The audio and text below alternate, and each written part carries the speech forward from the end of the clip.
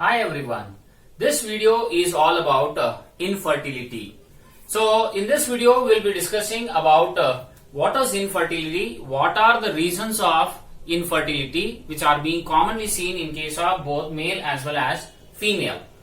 Infertility is the inability of the couples to produce the children in spite of unprotected sexual intercourse for more than 2 years. Which means that the couples, although they are being involved in the sexual intercourse without using any contraceptive method, but still after 2 years also they are unable to produce the children. In that condition we call it as infertility. Now what are the reasons for that of the infertility, where infertility can be seen in both males as well as in the females? So let's get into what are the reasons for male infertility. First reason is cryptorchidism. Cryptorchidism is failure of the testis to descend into the scrotum or scrotal sac. So that particular condition is cryptorchidism, which results into azoospermia. Generally we know that the testis are being formed under the influence of testis determining factor in case of the fetus during its development. And once the testes are being completely formed, these testes which are being formed in that of the abdomen of the fetus descend into the scrotal sac during the 7th month. But in some of the individuals, these testes remain in the abdomen itself, and thereby the spermatogenesis process will be inhibited, which is being retained in that of the abdomen itself. So in such individuals there is a minor surgery which is being done, so that is called as orchiopexy or orchipexy, by which the testes which are being retained in the abdomen, so they are made to descend into the scrotal sac, passing through that of the inguinal canal. So that is the first one of the reason which can be corrected. Second one is alcoholism.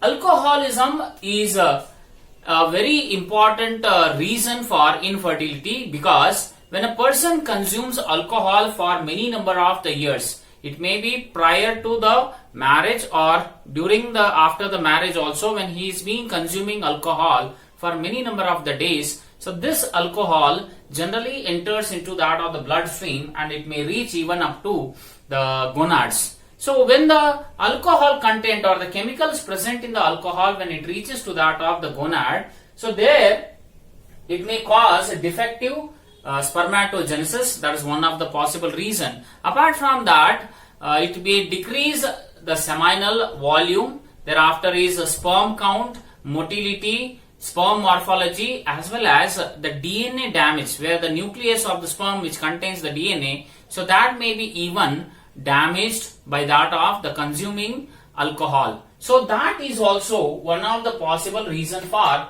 male infertility. So that is alcoholism, which eventually results into oligospermia, which means the sperm count in that of the semen is being reduced.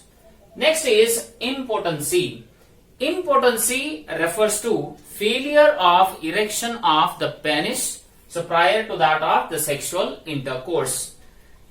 Very important thing is, for a successful coitus, erection of the penis is very, very important.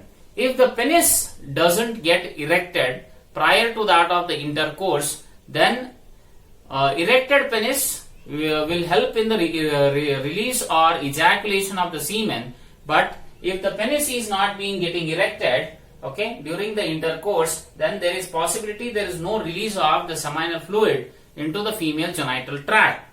So if the seminal discharge is not being seen, then there is no sperms are entering into the female reproductive system, and thereby infertility may occur. Next is androgen deficiency in aging males. So this is a very peculiar, a very unique kind of the reason for infertility in males, which is commonly called as male menopause. So what happens in case of androgen deficiency in the aging males. So generally after when a male attains 30 years, thereafter the androgen levels in his body starts decreasing. It is gradual process. It is not a drastic process that once after an individual attains 30, there is a decrease in the androgens. No, it is a gradual process where the hormone, that is the testosterone secretion, goes on reducing as the individual starts aging. So at androgen deficiency results into low testosterone content, and thereby the sperm production also starts decreasing.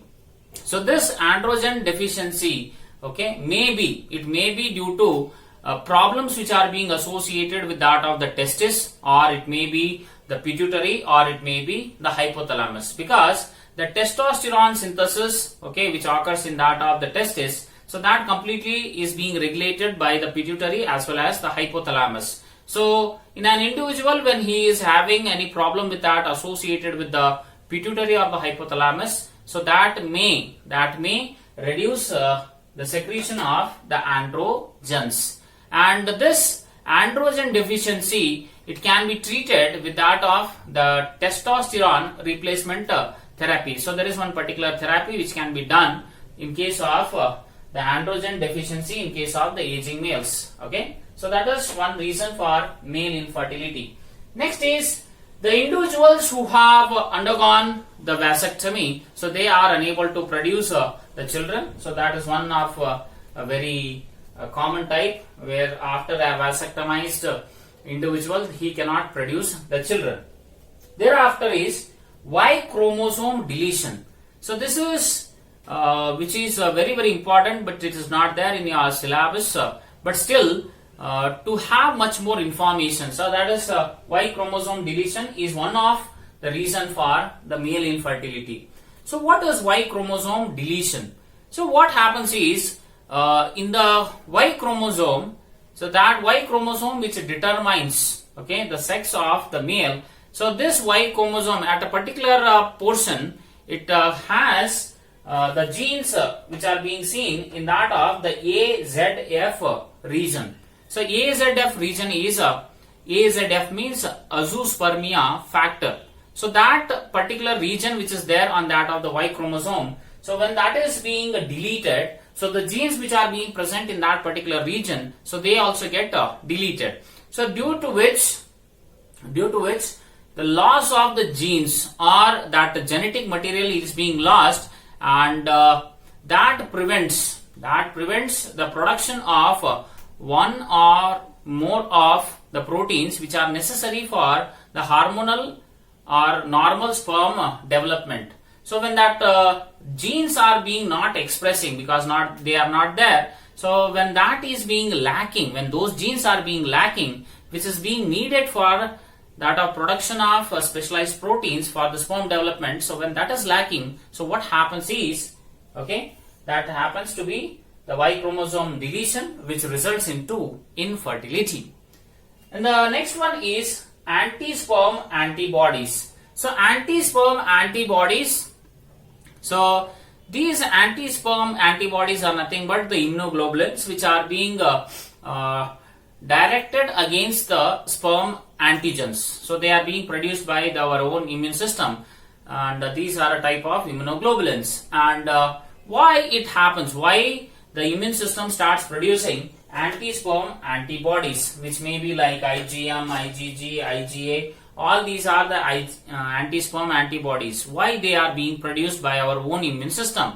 So one common reason is whenever an individual has an infection to that of the prostate gland, so at that time, or it may be prostate gland or testicles, so that makes the immune system, okay, to produce the antibodies, anti-sperm antibodies, so which generally kills the sperm, okay, and prevents the sperm to come in contact with that of the semen. So that is one of the possible reason, where if the anti-sperm antibodies are being seen in that of the blood or in that of the semen, so generally the sperm percentage will be reduced, and thereby the male will suffer from infertility. Next is anti-hypertensive and antipsychotic drugs. So antihypertensive drugs are those which are being given to that of the individuals who are suffering from hypertension. So to bring back, means whatever the individual's blood pressure has been increased, to come back, to make him to attain the normal blood pressure. So in that cases, anti-hypersensitive drugs are being given, anti-hypertensive drugs are given, and antipsychotic drugs. So antipsychotic drugs are being given the individuals who are suffering from psychosis, okay, and these drugs, okay, generally it may have a major effect to bring back normal blood pressure or to make the individual to calm down. But when the usage of these drugs occurs for many number of years, that is prior to having a children, in such cases that may also result into infertility. And the last one is the condition, that's what I already told you, that is oligospermia, or it may be asthenozoospermia, or it may be hematuria or teratozoospermia. So oligospermia, as I said, that is the sperm count in that of the individual is being reduced. See, for example, 1 ml of the semen should contain at least around 80 to 100 millions of sperms. So that is a healthy count. Okay. So then only the individuals are said to be healthy, reproductively healthy. 80 to 100 millions of the sperm should be there in 1 ml of the semen. But in case of the individuals who are suffering from oligospermia, so they have the sperm count less than 60 millions in 1 ml of the semen. So one possible reason for oligospermia is the alcoholism, or it may be the cigarette smoking. Asthenozoospermia is where the motility of the sperm is being inhibited. So that is the condition called as asthenozoospermia. And we have even one more, that is called as teratozoospermia, which means there is a production of the abnormal sperms, where a sperm may have two tails, or a sperm is having a crooked tails. In such cases also, when the sperms are abnormally formed, they are unable to move to that of the region where the ova is present, especially that is the fallopian tube, and that possible reason also results into infertility. Okay, so these are the points which are being associated with male infertility. Now let us discuss what are the reasons in the female infertility. So in the female infertility, the first one we have is ovulation disorder. So this is priorly, it is being mainly associated with that of the pituitary as well as the hypothalamus, where when there is a suppression or inhibition of the pituitary activity, okay, by that of the hypothalamus, so that possibly may result into either anovulation or it may result into oligo-ovulation. Anovulation refers to complete, so that is completely inhibition of the ovulation. That means ovulation will not occur in the female. Why? Possibly there may be decrease in that of the hormone, that is luteinizing hormone. When that activity of this particular hormone is being completely or drastically decreased, so that may result into anovulation, which means ovulation does not take place. Next is oligo-ovulation. So oligo-ovulation is generally in females once in a 28 days the ovulation occurs. So that is a normal cycle. But oligo-ovulation may occur once in 3 months. Means once ovulation may occur once in 3 months or once in 2 months. So there is no appropriate period where a female can calculate when the ovulation may occur. In that cases also, probably that may result into infertility. And oligo-ovulation occurs due to lack of the ovulation due to one of the reason is ovarian cyst or decrease in that of the hormones. So hormones, here I am talking about the ovarian hormones as well as it may be the pituitary hormones. Okay. Next is endometriosis.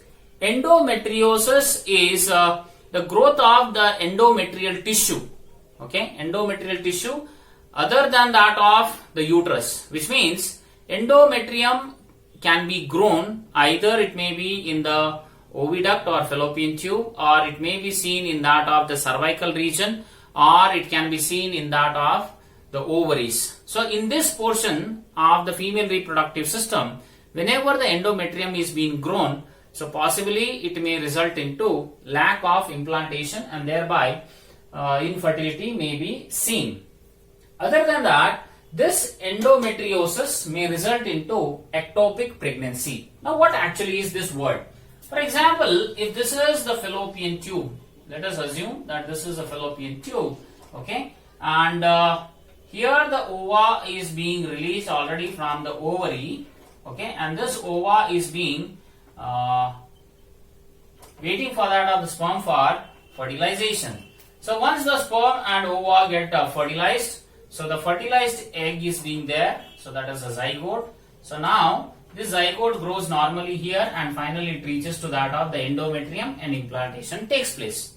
But whenever an individual is having endometriosis condition, which means the endometrium is being grown in that of the fallopian tube, so at that time what happens? This fertilized egg, that is zygote, instead of going to that of the uterus, it gets implanted here itself, that is in the fallopian tube.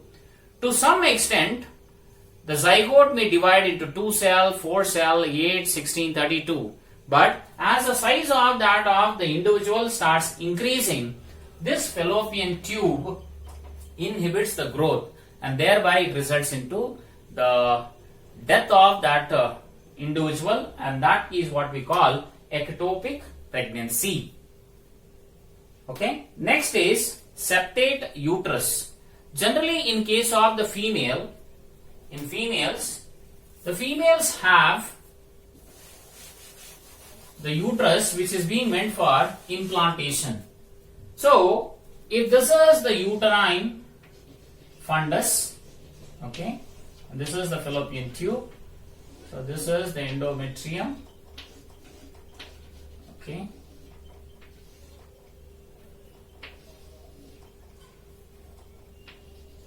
So this is ovary, and similarly like this.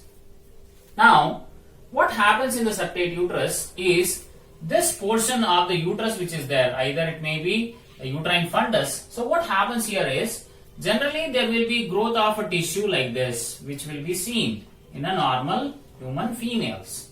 This is normal. So the zygote which is being already formed in the fallopian tube, on the 7th day it reaches to the endometrium and gets implanted. So the development of the individual or the fetus occurs here normally without any problem. It is in the normal individuals. But in some of the individuals, due to genetic factors, the uterus which is being present, so that forms a thin and thereafter it becomes a thick tissue, and this tissue will be seen like this, and this uterus now it has been having the septum.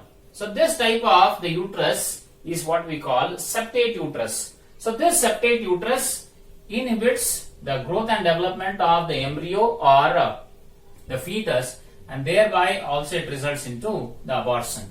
So this septate uterus which is being present, so that inhibits the growth and thereby abortion will result. So that is the third reason for female infertility. Next is polyps or fibroids. So polyps and fibroids are generally the growth of that of the connective tissue, where generally we say fibroids are made up of the connective tissue. Generally they are being formed, whereas the polyps are the growth, extra growth of the endometrial tissue itself. So that is polyp, and fibroids are nothing but they are the extra growth of the connective tissue or the fibrous connective tissue especially. So this fibrous connective tissue may be developed, it may be seen in the fallopian tube, and once if the fallopian tube has a polyp or fibroids, then that may result into the blockage of the fallopian tube. When there is a blockage in that of the fallopian tube, So that possibly prevents the fertilization between the male and the female gamete. So polyps and fibroids will result into blockage in the fallopian tubes, and that may be also seen as a result as a reason for female infertility. Fibroids can be even grown in that of the ovary. Okay, fibroids can be even seen in that of the ovary, where when this fibrous tissues will be developed into that of the ovary, so that may result into the polycystic ovarian disorder or polycystic ovarian syndrome. So what are the main reasons why polycystic ovarian disorder is being seen? That is because a weakened immune system of the female, or it may be the genetic tendency, or it may be the obesity, or it may be the accumulation of the toxins, more and more toxins when they are being introduced into the body. So that may also possibly result into the growth of the cyst, and these cysts basically are made up of a fibrous tissue. So that can be seen. Now, if you look after the ovary, if this is an ovary, so generally in the ovary, the outer portion what we have is called as the cortex, and middle portion what we see is called as the medulla. So in the ovarian region, cortical region, we are able to see there are the various stages of the development of the follicles. But whenever there is a growth of the cyst, okay, many number of cysts when they are being developed inside the ovary, especially in the cortical region, so these development of the cyst prevents or suppresses the folliculogenesis process. So when the follicle is not able to develop at that time, that results into polycystic ovarian syndrome. So that can be corrected where operations are being made, and thereafter that individual who has undergone the surgery for PCOD, so she can have a normal children again. Next is a tubectomy. So similarly, as I said, into that of the males, so vasectomized individuals will not produce the children. Similarly, in the female who has undergone tubectomy, so she can't even produce the children. Hysterectomy. Hysterectomy is where whenever there is an infection occurs, okay, due to the sexually transmitted disease. So whenever an infection occurs to that of the uterus, at that time the entire uterus has to be removed. So this surgical removal of the uterus is called as a hysterectomy. So in the females who are having hysterectomized in the uterus, means when the uterus is being completely removed, so there is no implantation site. Implantation site is when it is not being available. So when the implantation site is not being available, then where the development of the embryo takes place. So that is infertility. And the last one is ineffective sperm penetration, which means when the female genital tract, so they are being generally passing through that of the vagina, thereafter cervix to uterus, and finally they reach the fallopian tube. But ineffective sperm penetration may occur because of a chronic cervicitis, which means a female is being suffering from any one of the STD where the cervicitis has been seen, that is inflammation of the cervix. So when the cervix gets inflamed, at that time the sperms are unable to penetrate, or the cervical mucus which is being secreted, so that may thicken, and thereby it also prevents the entry of the sperms into the uterus. Or another reason why the sperms are not able to penetrate is anti-sperm antibodies. So that is also being seen where a female individual, if her immune system is allergic to that of the semen, in that case also her immune system produces the anti-sperm antibodies which kill the sperms which are being entering into the female reproductive system.